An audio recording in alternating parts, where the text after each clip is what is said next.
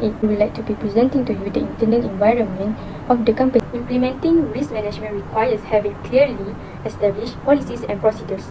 For the Samdabi plantation, they are be guided by the group policies and authorities that guide the company in defining the boundaries of accountability, authority, and responsibility. The environment has clearly established the levels of the company risk appetite and tolerance.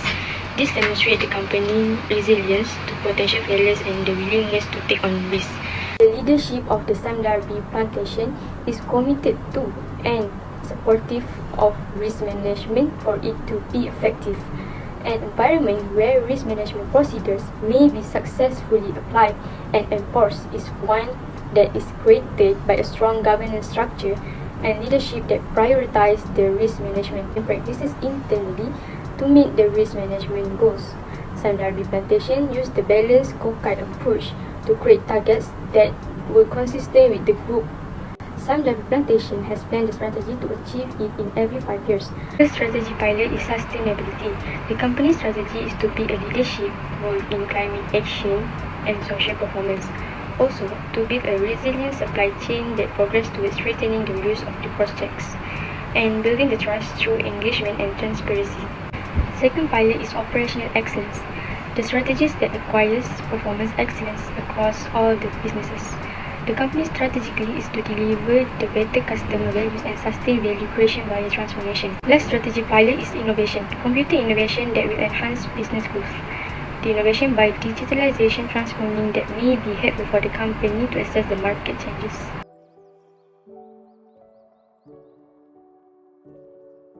The impact of the risk on the company's mission is the quality of the product that will be affected, the company profitability, which defines the financial risk. Because of the company values the customer preference, it is important to keep on improving the quality of the products. In terms of market risk, it arises from the losses of its movement in a market segment that might cause adverse changes in the market price for plantation industry of palm oil in Asia. Lastly, the environmental risk that can happen because the clearing activities of the forest to build a space for oil palm plantation. By burning the forest, it will affect the environment.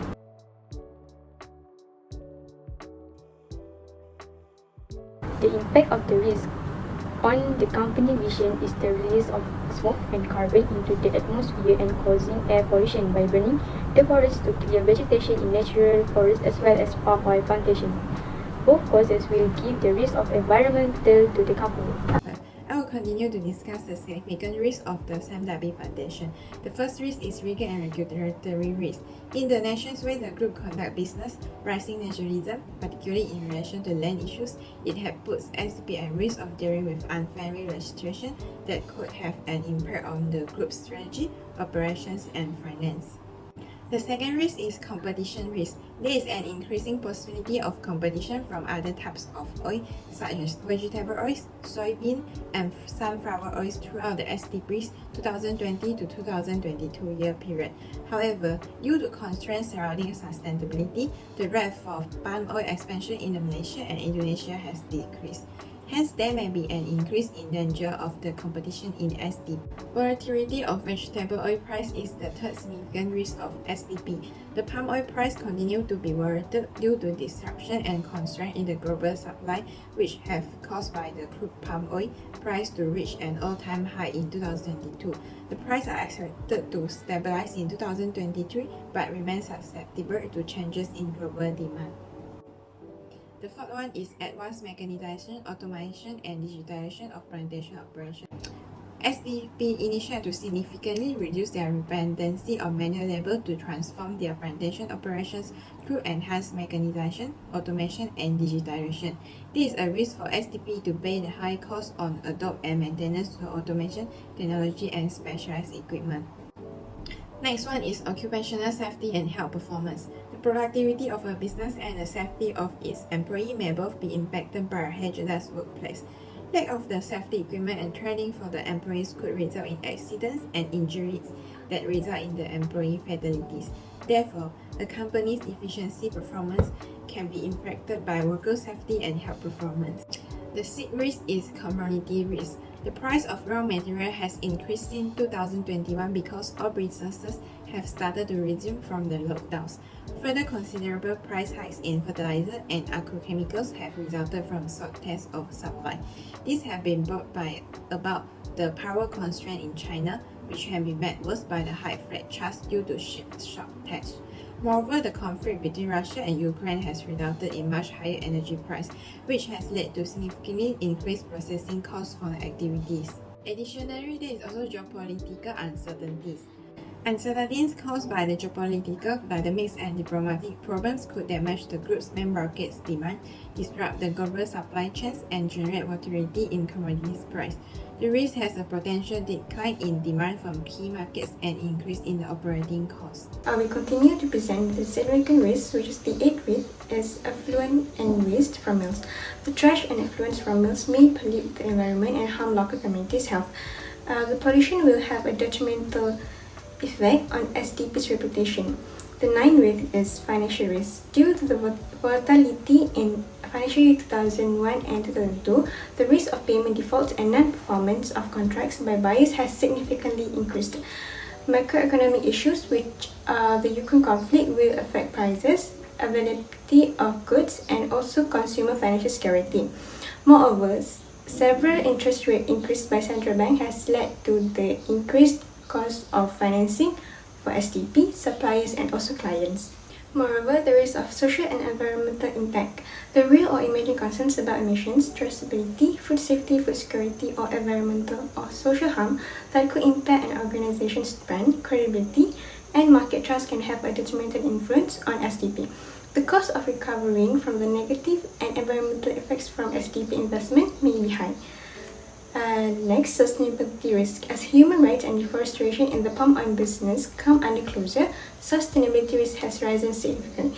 This has put the group at risk because the customers and regulators demand more sustainability. For the supply chain risk, high freight costs due to COVID-19 regulations and a worldwide uptick for demand for commodities have disrupted global supply chains and driven up operating expenses. The price of raw materials has also triggered the supply chain. Global uncertainties remain a critical concern as it may affect metal and fertilizer prices. For human capital risk, SDP faced labor scarcity because of the pandemic, as Malaysia has stricter border control, limits imposed by the government, and stringent labor-related practices contributed to a serious shortage of harvesters in Malaysian operations. Hence, it will impact productivity. For weather risk, the bad and unreliable climate conditions in areas where the group works may affect employee safety, yield productivity, and supply chain efficiency. The upstream operations were also affected by bad weather that caused floods. Lastly, COVID-19 pandemic. The continuous cycles of COVID-19 outbreaks and all the lockdowns that government has implemented have put the group at risk of experiencing disruptions in its operation and supply chain, in addition to posing potential health hazards to its workforce. I will continue with the acceptability of identified risks by comparing them with the organization risk, appetite, and criteria. For legal and regulatory risks, we accept the risk. For competition and volatility of vegetable oil prices risk, we need to mitigate the risk. For advances, mechanization, automation, and digitalization of plantation operation, we mitigate the risk. And for occupational safety and health performance, we accept the risk. For commodity risk, we need to mitigate the risk. For geopolitical uncertainties, financial risk, and sustainability risk, we manage to avoid the risk. For influence and waste from mills, social and environmental impact, we manage to mitigate the risk. For supply chain risk, we need to mitigate the risk. For weather risk, we need to accept the risk. For human capital risk and COVID-19, we need to mitigate risk. Technique used in identifying and analyzing the risk factor. The first one is quantitative. Quantitative involves assigning numerical values to the occurrence and actual estimation of identified risk, quantifying the probability of risky event. This approach allows for objective determination of the level of the risks associated with the project, minimizing subjective opinion. The second method is qualitative. It involves assessing and assigning rating or score to risk based on individual perception. It enables the development of risk mitigation plan, preventive measures, contingency plan, and enhancement to the internal control. Utilizing the qualitative method strengthen overall risk management practices by proactively identifying, prioritizing, and addressing the risks. I will continue the presentation for the risk matrix of 15 significant risks related to Sime Darby Plantation Berhad. A risk matrix can help businesses cultivate a solid understanding of the risk environment, helping them manage and mitigate risks before they occur. As you can see from this figure, red zone indicated major risks that Sime Darby Plantation must handle. Threats that require immediate attention are found in the red zone, whereas less serious threats are found in yellow zone. On the other hand, the green color zone represents threats that need immediate attention but are not as serious as those in the yellow and red zones. Next, I will discuss on the response toward the identified risk. Risk treatment is the term used to describe the options and choice that can be made to control a certain risk. The first risk treatment is to manage the risk. For the legal and regulatory risk, proactive consultation and communication with stakeholders are necessary to mitigate the potential impact of proposed regulatory change, and a comprehensive compliance program must be put in place.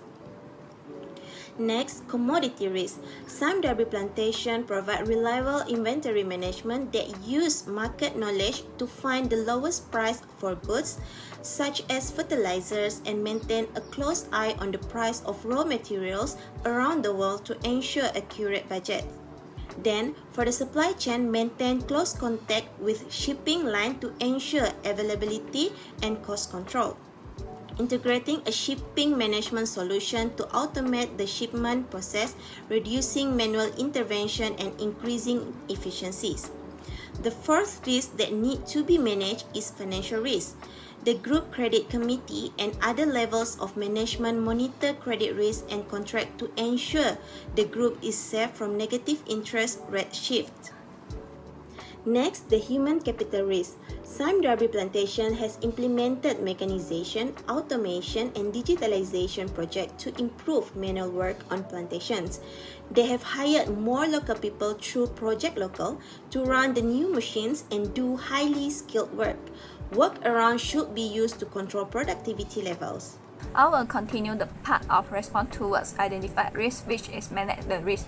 For COVID-19 pandemic, SDP is implementing safety and preventive measures to reduce the likelihood of COVID-19 infection among workers, contractors, and other stakeholders.